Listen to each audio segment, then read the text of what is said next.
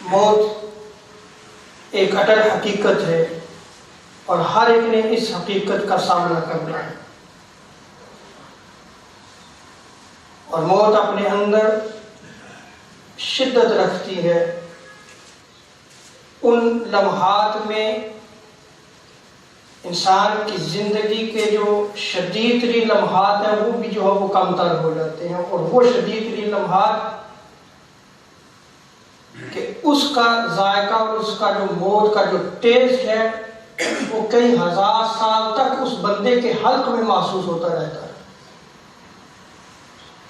اس قدر جو ہے وہ شدید ہوتا ہے۔ جامع ترمذی اور امام نسائی نے بھی اس روایت کو نقل کیا، مشکات المصابیح میں بھی اس روایت کو نقل کیا۔ سیدہ عائشہ صدیقہ رضی اللہ تعالی عنہا فرماتی ہیں، ما اغبط احدا بهول الموت بعد الذي رأيت من شدة موت رسول اللہ صلی اللہ تعالی علیہ وسلم، کہ جب سے میں نے رسول کریم صلی اللہ تعالی علیہ وسلم کی موت کی سختی کو دیکھا ہے، میں نے کبھی کسی کی موت کی آسانی کی آرزو نہیں کی۔ اگر وجہ تخلیق کائنات اور تاجدار کائنات صلی اللہ تعالی علیہ وسلم کا یہ حال سیدہ عائشہ صدیقہ رضی اللہ تعالی عنہا بیان فرماتی ہیں، تو اے انسان غافل سوچ کہ پھر ہمارا کیا حال ہوگا۔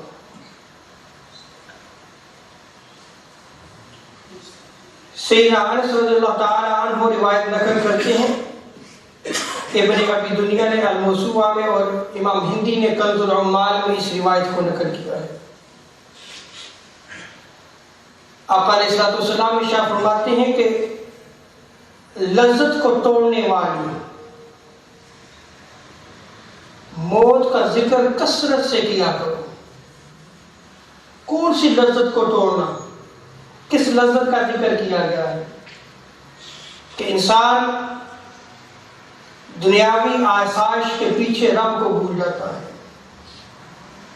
اللہ اور اس کے رسول کو بھول جاتا ہے، دنیاوی راحت و خوشی کے حصول میں اس کا وقت گزرتا رہتا ہے، وہ اللہ کے حضور نہ تائب ہوتا ہے، نہ وہ جو ہے وہ اللہ اور اس کے رسول کی طرف رجوع کرتا ہے۔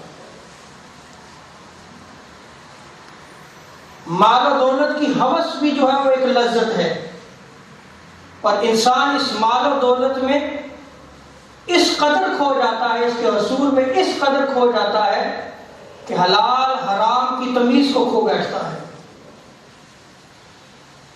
وہ اس مال کی ہوس کو پورا کرنے کے لیے اس کی کوشش ہوتی ہے کہ کسی طرح یہ مال میرے پاس آ جائے، اور اس کوشش میں وہ اللہ کی نافرمانیوں میں لگ جاتا ہے۔ منصب، اقتدار، جاؤ منصب، اپنی عزت کے حصول، یہ بھی لذت ہے،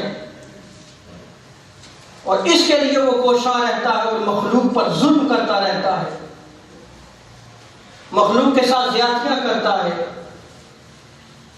فرمایا کہ اگر تم ان لذات کو توڑنا چاہتے ہو، ختم کرنا چاہتے ہو، تو پھر موت کو کثرت سے یاد کیا کرو۔ اس لیے کہ آقا علیہ الصلوۃ والسلام فرماتے ہیں کہ یہ گناہ کو مٹاتی ہے اور دنیا سے بے رغبت کرتی ہے۔ جب انسان دنیا کا ہو کر رہ جاتا ہے تو پھر وہ کسی پر ظلم بھی کرتا ہے، زیادتی بھی کرتا ہے، پھر وہ حقوق العباد کی ادائیگی میں کوتاہی کرتا ہے، پھر وہ حقوق اللہ ادا نہیں کرتا، کیونکہ چیز ایک دل میں پھنسے گی، یا دنیا یا رب کی یاد۔ اور بے رغبت کرنے والی چیز کیا ہے کہ تم اس لمحے کو یاد رکھو جس لمحے سے ہر شخص نے گزرنا ہے۔